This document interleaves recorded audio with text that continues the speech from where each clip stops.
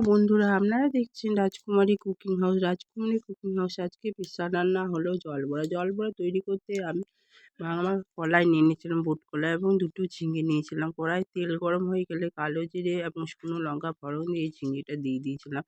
ঝিঙেটা দিয়ে বেশ ভালোভাবে নেড়ে চেড়ে নিতে হবে।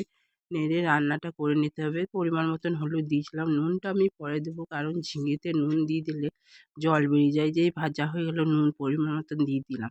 নুন দেওয়ার পরে আবার আমি বেশ ভালোভাবে নাড়িয়ে নিলাম। নেড়ে চেড়ে জল সামান্য পরিমাণে দিয়ে দিতে হবে। জল খুব একটা বেশি দেবো না, যেহেতু ঝিঙেটা ভাজা হয়ে গেছে। তাহলে ওই দিয়ে আমি বড়াটা কলাইটা বাটা হয়ে গেছিলো, আমি বড়াটা ছোট ছোট করে পিস দিয়ে দিতে হবে জলের মধ্যে। দেওয়ার পরে ভালোভাবে ফুটিয়ে নিতে হবে আস্তে আঁচে। কম আঁচের মধ্যে ফুটিয়ে নিতে হবে। ফুটিয়ে এইভাবে জল বড়া তৈরি করবেন, দেখবেন খেতে খুব সুন্দর লাগে গরম ভাতে। এই গ্রীষ্মকালে জল বড়া খুব ভালো লাগে।